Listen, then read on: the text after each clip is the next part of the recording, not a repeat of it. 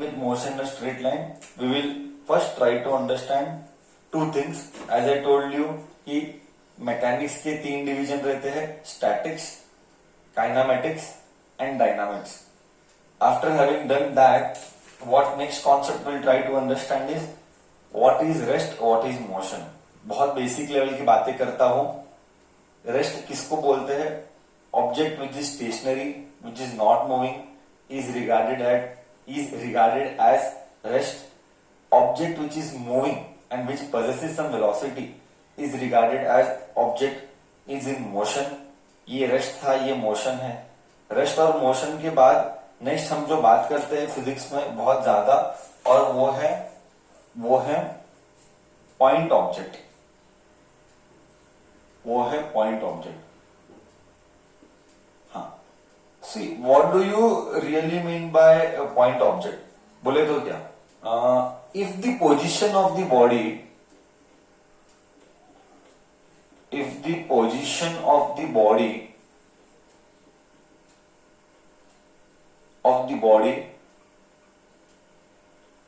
is changing, if the position of the body is changing very big is changing much greater, very big मतलब much greater, is changing much greater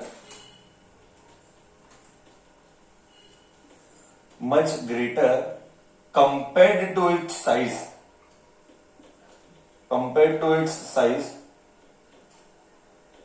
in a given time, in a given duration of time,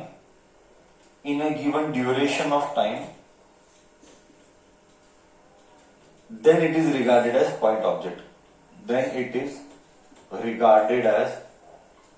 sir ये बहुत सही concept है. Then it is regarded as point object.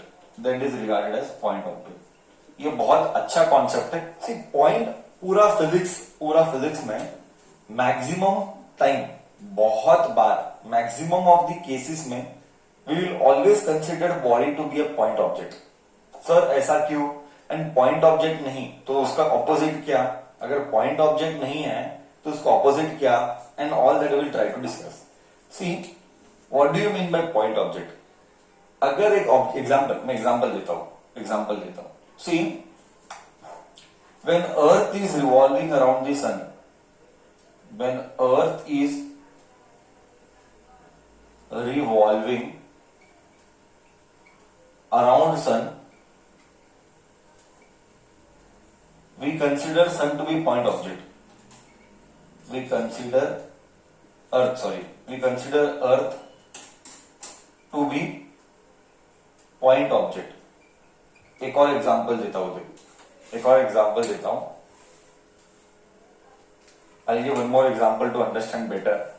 Second one, when a train travels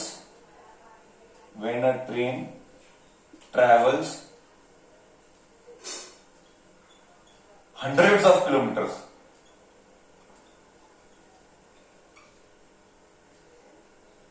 then it is regarded as point object. यानी क्या? Sir इसका मतलब क्या? अब थोड़ा सा डिटेल में 3-4 minute will spend on this.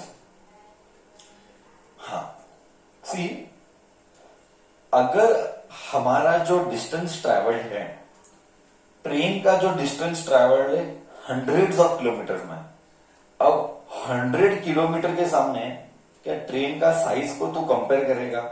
नहीं करेगा. मतलब इतना बड़ा ज्यादा डिस्टेंस ट्रैवल किया, उसके कंपैरिजन में उसका साइज छोटा है. ओके, अगर तो अर्थ लेगा, अर्थ कितने तो किलोमीटर, कितने तो स्पीड से कितने तो किलोमीटर घूमता है. हाँ, एक साल में पूरा एक चक्कर लगाता है. हाँ, it will revolve in an elliptical orbit. वो elliptical orbit क्या? We'll see that later. But it will revolve. The amount of distance traveled is so large compared to the size. Then such cases में object को we consider as point object. Such cases में when the distance traveled is very large compared to its self size. Correct? When the distance traveled is very large compared to its self size, then such object को we refer as point object. Sir इसका फायदा क्या, sir ऐसा क्यों और इसका फायदा क्या। अच्छा, बहुत अच्छा क्वेश्चन बच्चे के मन में आएगा, सर ऐसा क्यों करते हैं, पॉइंट ऑब्जेक्ट नहीं कंसीडर किया तो क्या जाने वाला। हाँ, बहुत कुछ जाने वाला। ओके, बहुत कुछ जाने वाला। See I explain you, see I explain you, I explain you. Okay, जब हम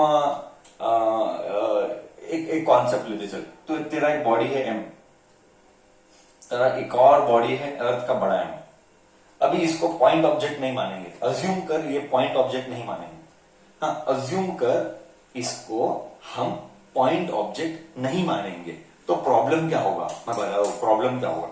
तो पॉइंट ऑब्जेक्ट नहीं मानेंगे तो ये जो मास है इसके अंदर बहुत बहुत बड़ा मास है। तो ये एक पीस, ये एक पीस, ये एक पीस, ये एक पीस, ये एक पीस, ये एक पीस, ये एक पीस, बहुत सारे पीसीज है ना। एक मास के अंदर दुनिया के पीसीज है, छोटे छोटे छोटे छोटे मास, टुकड़े टुकड़े टुकड़े मास। ओके, इसी मास के अंदर टुकड़े टुकड़े टुकड़े टुकड़े मास है। अब प्रॉब्लम क्या होगा, अगर पॉइंट ऑब्जेक्ट नहीं मानेगा तो, आई रिपीट, अगर पॉइंट ऑब्जेक्ट नहीं मानेगा तो प्रॉब्लम क्या होगा। प्रॉब्लम ये होगा कि ये मास और ये टुकड़ा का अट्रैक्शन अलग, ये मास और ये मास का अट्रैक्शन अलग, ये मास और ये मास का अट्रैक्शन अलग, मतलब हर टुकड़े का अट्रैक्शन अलग अलग अलग अलग है। तो कैलकुलेशन कॉम्प्लेक्स होगा, तो कैलकुलेशन कॉम्प्लेक्स होता है क्योंकि हर टुकड़े का अट्रैक्शन अलग है, क्योंकि हर बार डिस्टेंस अलग है। ओके, हर बार डिस्टेंस अलग है, तो हर टुकड़े का अट्रैक्शन, कौन सा attraction, law of gravitation, force of attraction, mass mass का नाइन्थ स्टैंडर्ड में पढ़ा था। लॉ ऑफ ग्रेविटेशन में दो मास के बीच में अट्रैक्शन होता है, two masses attract each other, correct. When two masses attract each other, then हर एक का अट्रैक्शन का वैल्यू अलग आएगा। तो इसको सॉल्व करना पड़ेगा इंटीग्रेशन से। हम करेंगे ऐसे वाले प्रॉब्लम्स भी हम करेंगे, जब हम ऐसे वाले प्रॉब्लम्स में जब हम ऑब्जेक्ट को पॉइंट ऑब्जेक्ट नहीं कंसीडर करते हैं। इसीलिए देख कैसे मैथ्स का जन्म होना है फिजिक्स के लिए, है ना, कैसे मैथ्स का जन्म हो रहा है फिजिक्स के लिए, इसीलिए हमको इंटीग्रेशन पढ़ना है। ओके, ये मैथ्स का कॉन्सेप्ट है। अगर ऐसा निकालना है फोर्स ऑफ अट्रैक्शन, हर एक टुकड़े का फोर्स ऑफ अट्रैक्शन अलग है, तो वैल्यू कैसे निकालू, इंटीग्रेशन से निकालेंगे, बाद में करेंगे जब फिजिक्स में हम आगे बढ़ेंगे। अब प्रॉब्लम क्या, मैं वो बोला, तो हर बार इंटीग्रेशन करना बहुत प्रॉब्लमेटिक होता है ना, करेक्ट है, समझा। इसीलिए अगर डिस्टेंस ट्रैवल्ड बहुत बड़ा है, अगर ये डिस्टेंस बहुत बड़ा होता, अज्यूम कर अगर ये डिस्टेंस बहुत बड़ा होता, I repeat, if the distance would be very big, then this all jhagda we will not do, this all fight we will not do. We will consider the entire object को mass m to be concentrated at center. We will assume ये पूरे body को, इस पूरे body का mass to be concentrated at centre, अगर वो point object होता है तो, अगर वो पॉइंट ऑब्जेक्ट होता है तो पॉइंट ऑब्जेक्ट में हम क्या अज्यूम करते हैं, ऐसा अलग अलग टुकड़ा ऑफ अट्रैक्शन नहीं है, पूरे मास का अट्रैक्शन सेंटर पे है। पॉइंट ऑब्जेक्ट का मतलब है whenever we will consider mass, I repeat, point object का फायदा ये है, whenever we will consider mass, we will take its reference point as center. Okay, now calculations becomes less tedious. Calculation becomes less tedious. Okay, so this is the meaning of point object. But कभी भी हम point object assume कर सकते हैं, कोई भी object की journey को पॉइंट ऑब्जेक्ट अज्यूम कर सकते हैं, नहीं, हम नहीं अज्यूम करते, किसी को भी पॉइंट ऑब्जेक्ट अज्यूम नहीं कर सकते। ओके, पॉइंट ऑब्जेक्ट तभी बोलेंगे जब डिस्टेंस बहुत बड़ा है compare to its own size. Okay, but just for your information, to add one extra point,